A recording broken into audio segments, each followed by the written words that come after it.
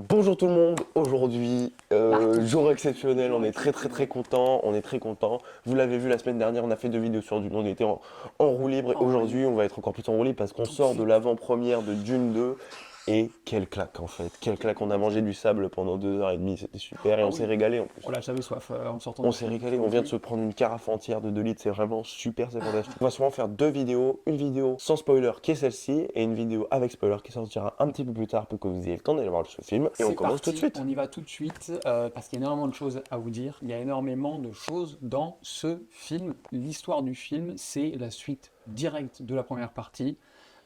Donc on est sur quelque chose de très vivant. Les personnages n'ont pas bougé, on connaît les enjeux et on est dans la suite tout de suite On est à direct. C'est quelques super jours, hein, intéressant. vraiment, on est vraiment à quelques jours, je pense, de la Voilà, suite, parce à qu'il y a peine. encore le corps de la Oui, personne que Paul tue. Donc je pense qu'on est vraiment voilà, quelques jours après. exactement, Et, pas euh, plus.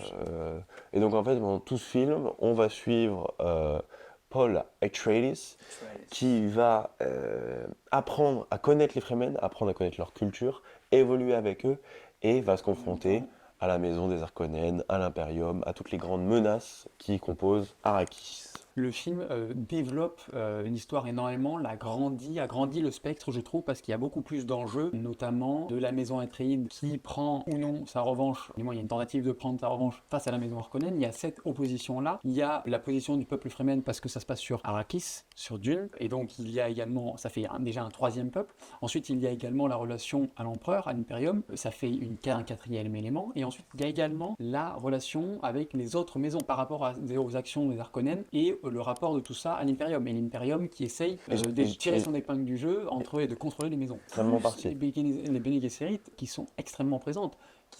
Donc tout ça est un échiquier très compliqué. Et il y a les Bene Gesserit Qui par joue avec moment les petites même, pièces. voilà, Qui on joue a avec les petites l'impression que pièces. c'est carrément elle qui joue avec les pièces. Donc c'est hyper intéressant, c'est ultra complexe, ça dure au moins 3 heures, mais la partie d'échecs, je peux vous dire qu'elle aurait pu durer une semaine, Oui, complètement. on serait resté. Et donc le fait qu'il y ait une multiplication des acteurs entre les acteurs et des enjeux, entre les maisons, l'Imperium et Lord Bene Gesserit, ça fait qu'on a un film qui est d'une complexité folle, mais follement intéressante également. On a un film où les enjeux sont politiques, économiques, religieux, sentimentaux. Il y a des aspects sociologiques qui sont évoqués également. C'est hyper intéressant. C'est hyper intéressant. On est autant dans une immersion esthétique, et on va vous dire pourquoi, que on essaye de comprendre, et il y a des enjeux de pouvoir, mais également une discussion sur la religion, sur la prophétie Bene Gesserit. La philosophie en général aussi. Vraiment, il y a beaucoup de sujets qui sont abordés et c'est Tellement de hyper choses. intéressant. On en Tellement de choses. reparlera évidemment en spoiler. Parce que Et il faut spoiler. il faut spoiler. Et Denis Villeneuve a bien fait de prendre que 3 heures parce que elles sont remplies. Elles sont vraiment assez remplies. C'est tout à fait mérité. Qu'est-ce qui est beau dans ce film? Évidemment, Denis Villeneuve, il a appelé qui? Il a appelé Greg. Il lui a dit Greg, on remballe. Et Greg, il lui a dit, on y retourne, on y retourne. Et qu'est-ce On qu'on y fait? retourne. On refait des plans, comme on l'avait parlé dans notre analyse que vous pouvez voir normalement juste ici, sur Dune 1. On a des plans qui racontent, on a des plans extrêmement bien composés, qui suivent des règles du cadre des tiers. Enfin, c'est vraiment super beau, c'est vraiment super beau. Tous les plans sont léchés esthétiquement, en termes de lumière, en termes de placement des personnages. Il y a De vraiment, couleurs également. ouais, de couleurs. C'est vraiment tout un ensemble de choses qui font que bah, à chaque fois les films de Greg Fraser sont beaux. Mais là, tout particulièrement parce qu'il y a un soin énorme apporté et que ce soit par la photographie, et quand bien même les décors, les costumes, parce que c'est vrai qu'on n'en parle pas souvent, mais là c'est quand même exceptionnel, hein, c'est Ah quand même là, exceptionnel. parce qu'il y a du monde. Les couleurs, pour un dernier mot sur l'esthétique, les couleurs sont extrêmement nuancées. Il y a beaucoup de choses, et il y a beaucoup de sombre, il y a beaucoup de lumineux, on est sur du, mais il y a également beaucoup de sombre, parce qu'il y a pas mal de scènes encore de nuit. Il y a beaucoup de rouge foncé qui traduisent parfaitement la gravité de la situation de guerre. Ouais, ce Euh, sable même orangé qui tend vers un orange, ouais, un peu rouge, un peu marron, on sent vraiment que la situation dégénère, même dans le sable, Même dans le sable. c'est quand même une folie. La planète C'est a quand même une rougi en fait. folie, la planète rougit un petit peu. Plus cette scène noir et blanc En noir et blanc, ou qu'on voit dans la noir, bande-annonce qu'on voit aussi, dans la on voit en bande-annonce, partie dans la on a le bande-annonce, droit, on a le droit à ces qui est infos-là. esthétiquement assez incroyable. Évidemment, on en parlera un petit peu plus dans la partie spoiler, mais c'est vraiment, j'ai envie de dire, un coup de maître avec tout un Voilà, univers qui c'est se ça, crée autour des Harkonnen. c'est C'est ça. vraiment super, hein, c'est vraiment super. Il y a énormément de texture dans l'image aussi, que ce soit sur les tissus, sur le sable, évidemment, quand il y a du vent ou quoi. C'est vraiment, vraiment esthétiquement hyper intéressant. Et ces magnifiques décors mettent en avant, sont un cadre parfait pour des performances des acteurs qui méritent de s'y arrêter. Qui méritent de s'y arrêter. Il y a énormément de monde et tout le monde joue bien. Mesdames, messieurs, aujourd'hui je vous annonce avec un immense sourire ce que j'avais pressenti et espéré dans les vidéos sur Dune 1. Denis Villeneuve a fait de Timothée Chalamet un homme. Oui au charisme de Timothée Chalamet pour Paul Atreides. Il prend une posture, une position, une importance de dingue. Qu'est-ce qu'il l'incarne bien?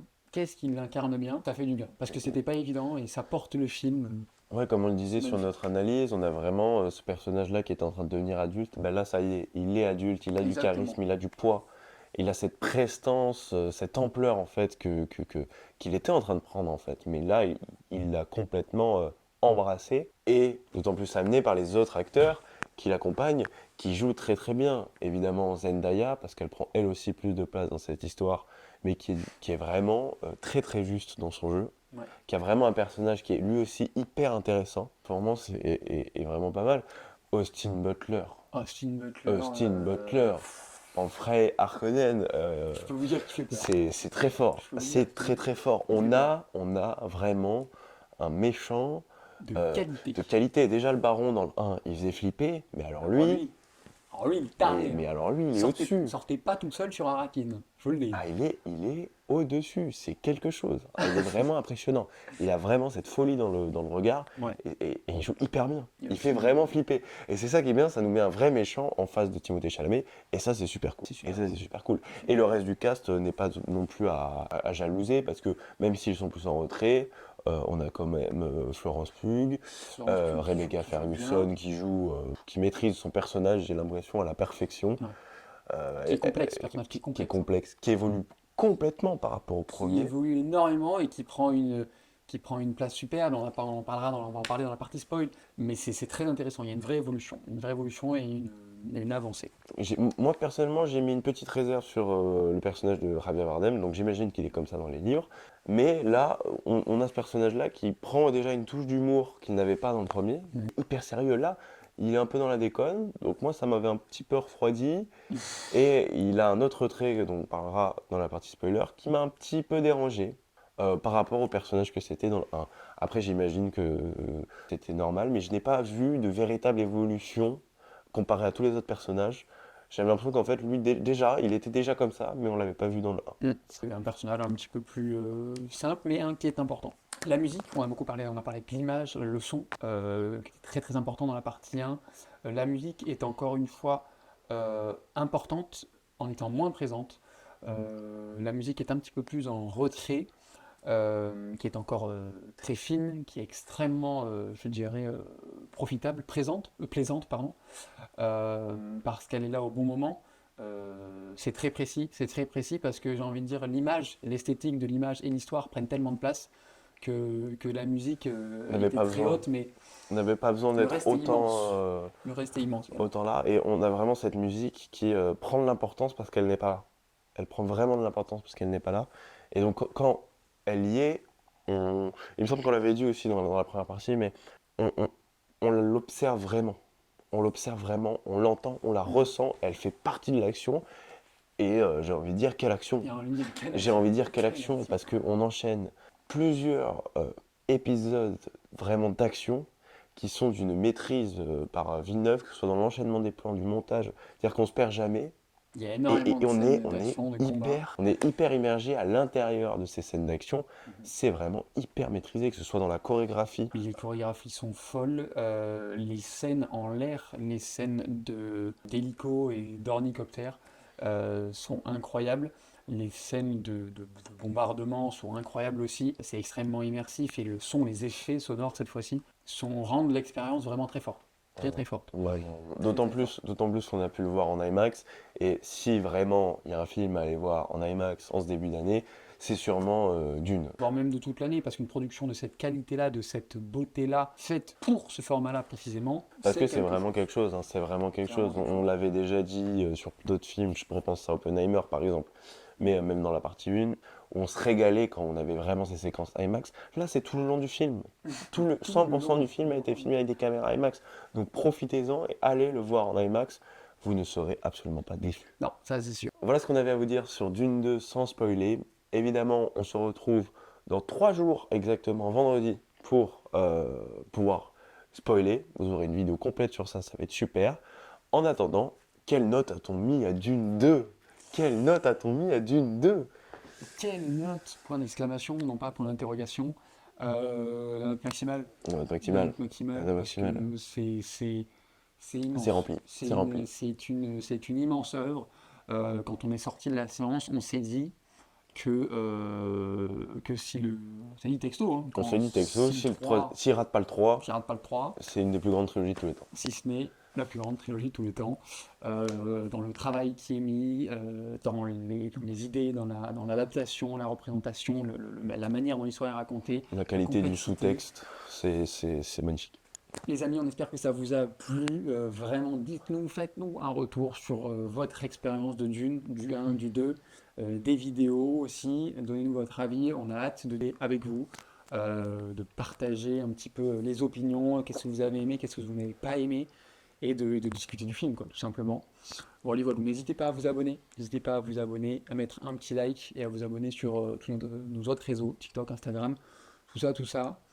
Régalez-vous avec la puissance du désert et on se retrouve Très vite. dans quelques jours, toujours plus de Dune. Merci Denis Villeneuve, ciao ciao. Ciao.